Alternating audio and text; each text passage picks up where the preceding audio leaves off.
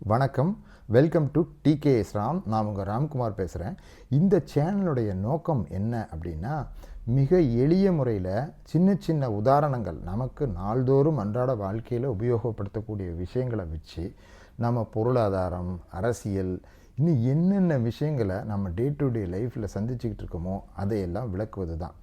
இப்போ இதில் வந்துட்டு என்னடா உலக பொருளாதாரத்தை பற்றி இவனுக்கு என்னடா தெரியும், உலக அரசியலை பற்றி இவனுக்கு என்னடா தெரியும் அப்படின்னு யோசிக்கலாம். ஆனால் எல்லோருமே ஒரு வகையில் அது சம்மந்தப்பட்ட விஷயங்களை நம்ம கோத்ரூ பண்ணியிருப்போம். இப்போ உதாரணமாக, இப்போ ஒரு சாதாரணமாக ஒரு மனுஷன் எடுத்துக்கிட்டிங்கன்னா, நம்மளே எடுத்துக்கிட்டிங்கன்னா, ஒரு மார்க்கெட்டில் போய் ஒரு கீரையும் தக்காளியும் 10 ரூபாயிலிருந்து 8 ரூபாய்க்கு நெகோஷியேட் பண்ணி கேட்போம். ஆனால் அதே ஒரு கார் டீலர்கிட்ட போய் பெரிய அளவில் நெகோஷியேட் பண்ணுறதுக்கு தயங்குவோம். ஒரு பெரிய மாலில் போய் யாருமே நெகோஷியேட்டே பண்ண முடியாது. ஆனால் உலக அரசியல் அப்படி இல்லைங்க. பலவிதமான நெகோசியேஷன்ஸ் எல்லா வகையிலையும் நடந்துக்கிட்டு இருக்கு. இப்போ நம்ம மேட்டருக்கு வருவோம்.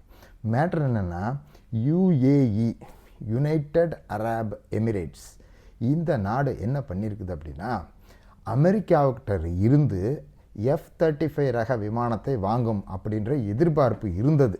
ஏன்னா அமெரிக்காவுக்கு ரொம்ப சிநேகமான நாடு அது.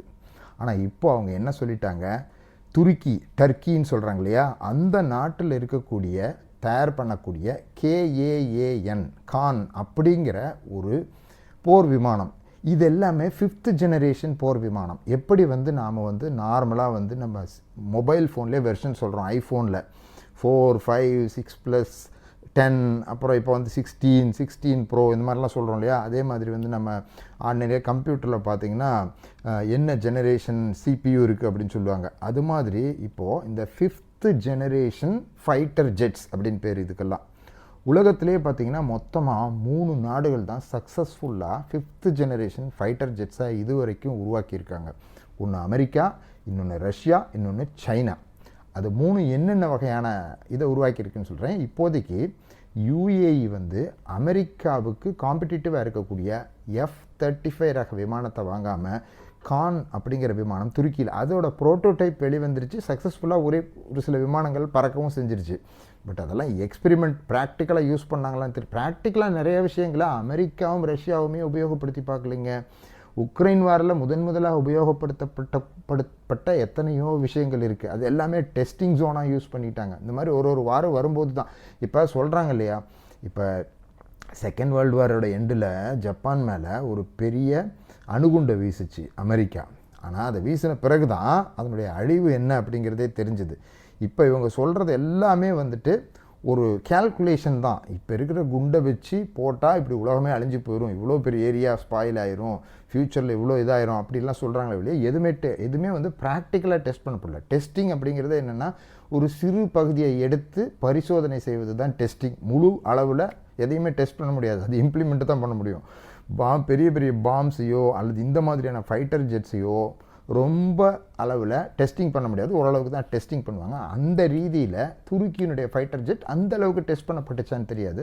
ஆனால் அதுவும் 5ஆம் தலைமுறை போர் விமானம், 5th ஜெனரேஷன் போர் விமானம். அந்த போர் விமானத்தை தான் யுஏஇ வாங்க பரிசீலனை பண்ணிக்கிட்டு இருக்கு. இதில் என்ன பியூட்டி அப்படின்னா, நாம் எப்படி கீரை கடைக்காரங்கிட்டையும் தக்காளி கடைக்காரர்கிட்டையும் போய் நம்ம நெகோஷியேட் பண்ணுறோமோ, அதே மாதிரி துருக்கி யுஏஇயோட கொஞ்சம் எக்கனாமிக்கலி லோவர் கண்ட்ரி. அவங்கக்கிட்ட ஈஸியாக இவங்களால் நெகோஷியேட் பண்ண முடியும், அமெரிக்கா கிட்ட நெகோஷியேட் பண்ண முடியாது. இப்போ இதில் இன்னொரு விஷயத்தை நீங்கள் கவனிக்கணும். அமெரிக்கா உலகத்திலிருந்து தன்னோட அத்தியாவசிய தேவைகளை எல்லாம் நிறைவேற்றிக்குது. ஆயில் வாங்கிக்குது, துணி வாங்கிக்குது, அவங்களுக்கு தேவையான பிளாஸ்டிக் பொருட்கள்லேருந்து, எலக்ட்ரானிக் பொருட்கள்லேருந்து, ஆட்டோமொபைல்ஸ்லேருந்து, டே டு டே லைஃபுக்கு தேவையான எல்லா பொருட்களையும் மெஜாரிட்டியாக வெளிநாடுகளிலிருந்து அமெரிக்கா இறக்குமதி பண்ணிக்குது. ஆனால் அவங்க அங்கேருந்து விற்கிற மேஜர் காஸ்ட் பொருள் என்ன தெரியுமா? ஒன்று டெக்னாலஜி, இன்னொன்று இந்த மாதிரி போர் தளவாடங்கள். அதாவது ஃபைட்டர் ஜெட்ஸாக இருக்கலாம், அல்லது இது சம்மந்தப்பட்ட வெப்பன்ஸாக இருக்கலாம், அல்லது சேட்டலைட் டெக்னாலஜியாக இருக்கலாம். இந்த மாதிரி ஹைஃபை விஷயங்களை தான் அமெரிக்கா பெருமளவில் வெளிநாடுகளுக்கு விற்றுக்கிட்டு இருக்குது. அதுவும் இல்லாமல் ஒரு சில விஷயங்கள்லாம் விற்கிறாங்க. இதுதான் அவங்களுடைய மிகப்பெரிய ஏற்றுமதி பொருள். இப்போ இவைகளெல்லாம் தலையில் கட்டணுங்கிறதுக்காக தான் அவர் வந்து இப்போ வந்து அவராகவே அனௌன்ஸ் பண்ணிட்டார் F-35 இந்தியா வாங்கி கொள்ளும் அப்படின்னு. ஆனால் இன்றைக்கி அதை பற்றி நமக்கு எதுவும் தெரியாது. என்ன வாங்க போகிறாங்களா வாங்கலையா அப்படிங்கிறதெல்லாம் அவங்க பரிசீலனை பண்ணி முடிவு பண்ணுவாங்க.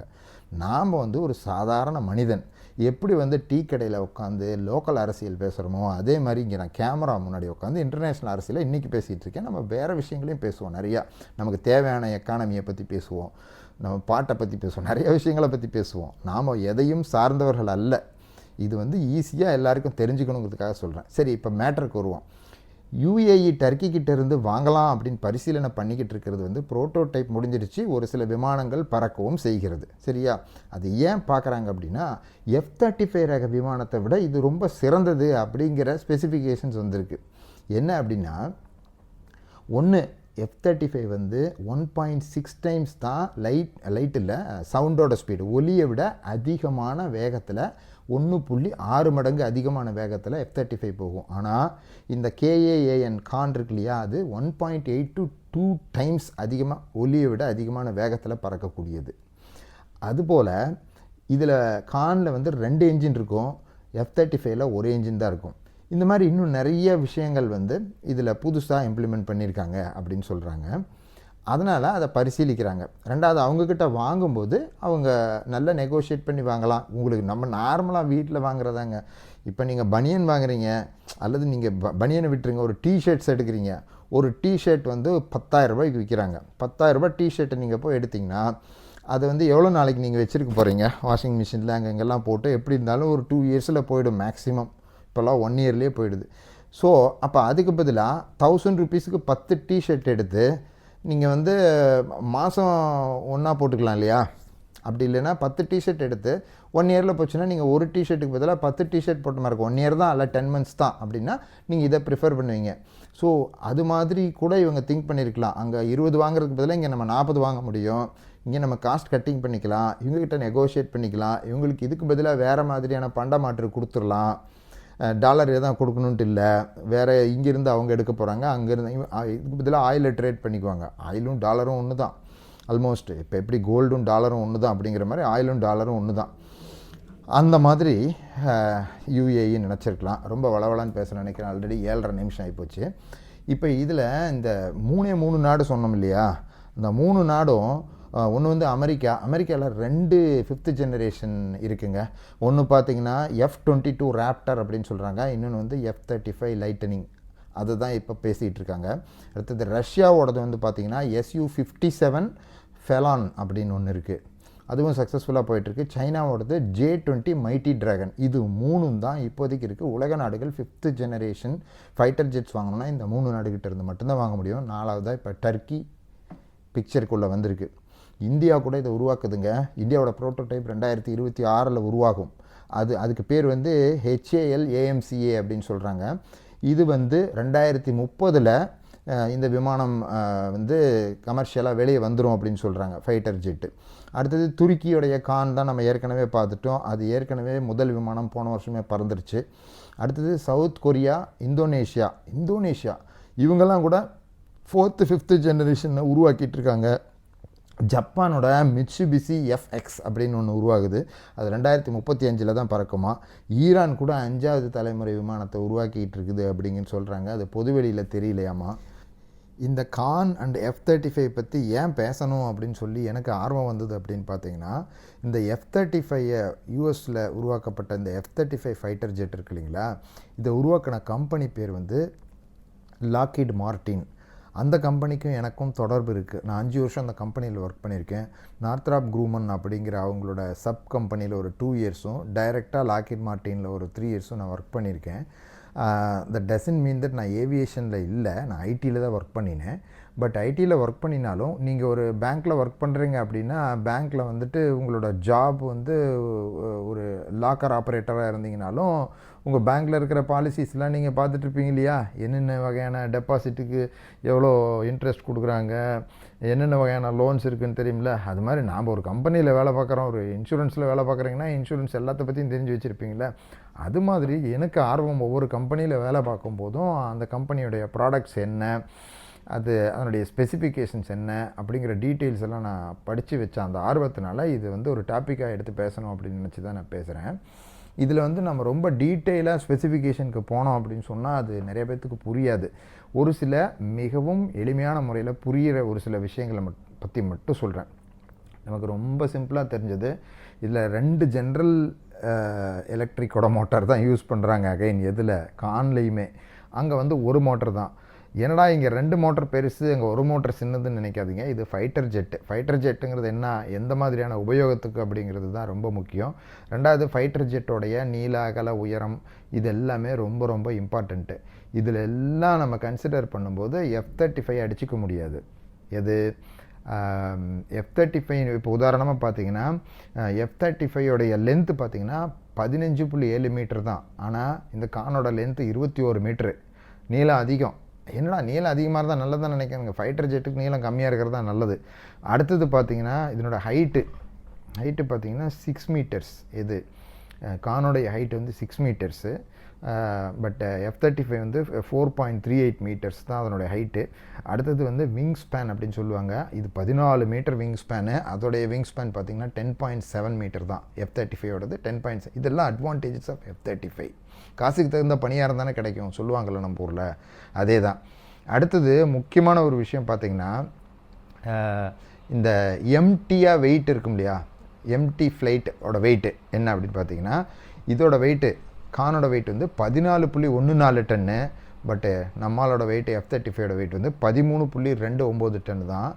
டேக் ஆஃப் வெயிட் அப்படின்னு பார்த்தீங்கன்னா, டேக் ஆஃப் வெயிட் வந்து 27.2 டன்ஸு கானுக்கு, F-35க்கு 31.5 டன்ஸு.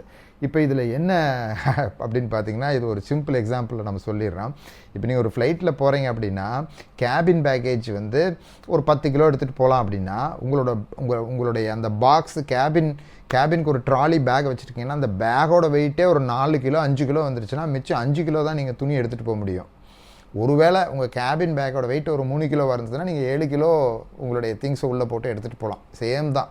இப்போ இதில் நீங்கள் லோட் பண்ணக்கூடிய அந்த ஆயுதங்களினுடைய எண்ணிக்கை அதிகமாக கொண்டு போக முடியும் F-35. இந்த மாதிரி நிறைய விஷயங்கள். அப்புறம் வந்துட்டு வேறு என்ன டெக்னிக்கலாக நிறைய விஷயங்கள் இருக்குங்க. அது எல்லாமே இப்போ காம்பேட் ரேஞ்ச் அப்படின்னு சொல்லுவாங்க. அதே மாதிரி சர்வீஸ் சீலிங்லாம் சொல்லுவாங்க. இப்போ இது எல்லாமே பார்த்திங்கன்னா வந்து அட்வான்டேஜாக இருக்கிறது F-35 தான். ஆனால் அதனுடைய விலை கிட்டத்தட்ட 10 முதல் 20 மடங்கு அதிகம் இந்த விலையை விட. அதுதான் ஒரு பெரிய பிரச்சனை. விலை கம்மியாக இருக்குது அப்படிங்கிறதுனால இதை வாங்கிக்கலாம். இதை வாங்கிட்டு நம்ம இப்போ ஒரு UAE வந்து யார் கூட போய் சண்டை போட போகுது, நம்மளுடைய தேவைக்கு தானே நம்ம வாங்க போகிறோம். இப்போது எல்லாருமே BMW கார் வாங்க போகிறதில்ல. பிராண்ட் அப்படின்னு ஒன்று இருக்குது. பிராண்டுன்றதை விட அதில் இருக்கக்கூடிய ஸ்பெசிஃபிகேஷன்ஸ் ரொம்ப அதிகமாக இருக்கும் அந்த காரில். பட் என்னுடைய கம்யூட்டிங் பர்பஸுக்கு எனக்கு என்ன வேணும், ஒரு சின்ன ஒரு வண்டி, ஒரு சிட்டிக்குள்ளே நான் இருக்கேன்னா அந்த வண்டி இருந்தால் எனக்கு போதும் அப்படின்னா அதை வாங்கிக்கலாம். ஸோ அந்த மாதிரியான ரீதியில் இவங்க யோசிக்கிறாங்க. இதில் 10 வாங்கிடலாம் அது ஒன்று வாங்குறதுக்கு. ஸோ அந்த மாதிரியும் யோசிக்கலாம்.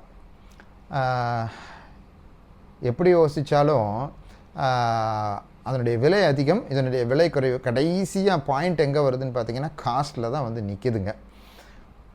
இன்னும் நிறையா டெக்னிக்கல் ஸ்பெசிஃபிகேஷன் சொல்லி அது வந்து யார் வாங்குவா? பணம் இருக்கிறவங்க நிறையா இதுக்காக மிலிட்ரிக்காக ஏகப்பட்ட விஷயங்கள் ஸ்பெண்ட் பண்ணுறவங்க அதை வாங்குவாங்க. அதனால தான் சைனா அவங்களே உருவாக்கிட்டாங்க. ரஷ்யா இவங்களோட சீனியர் இந்த மாதிரியான விஷயங்களில். ஃபஸ்ட்டு ராக்கெட் விட்டதே ரஷ்யா. ஓவராலாக ஒவ்வொரு பொருளையும் காம்படிட்டிவாக எல்லா கண்ட்ரிஸும் உருவாக்கிடுச்சு. ஆல்ரெடி டெக்னாலஜி ஏஐலாம் சைனா இன்னும் கொஞ்சம் அமெரிக்காவுக்கு மேலே போயிடுச்சு. நீ 100 ரூபாய்க்கு உருவாக்கினா நான் 10 ரூபாய்க்கு உருவாக்குறேன்டா அப்படின்ற அளவுக்கு போயிட்டாங்க. ஸோ இது எல்லாம் சேர்ந்து அவங்க நாட்டினுடைய எக்கானமியும் ரொம்ப டவுன் ஆயிரும் அப்படிங்கிறதுனாலையும் அவங்கவுங்க நாட்டுக்காக போராடணுங்கிறதுக்காக உலக நாடுகள் பூராவும் இந்த மாதிரி வரி விதிப்பு நடந்துக்கிட்டு இருக்கு. இது எங்கே போய் முடியும் அப்படிங்கிறது இன்னும் யாருக்குமே தெரியாது. இதை பற்றி உங்களோட கமெண்ட்ஸை தயவு செஞ்சு பதிவு பண்ணுங்கள். நான் 10 நிமிஷத்துக்குள்ளே ஒரு வீடியோவை முடிக்க பார்க்குறேன். அதனால் இதை கொஞ்சம் சீக்கிரம் முடிச்சிடுவோம். நிறைய டாபிக்ஸ் இருக்குது, பேசிக்கிட்டே இருக்கலாம். வாங்க பேசலாம். உங்களுக்கு பிடிச்சிருந்தா இந்த வீடியோவை லைக் பண்ணுங்கள், உங்கள் ஃப்ரெண்ட்ஸுக்கு ஷேர் பண்ணுங்கள், சப்ஸ்கிரைப் பண்ணுங்கள், கமெண்ட் பண்ணுங்கள். நன்றி.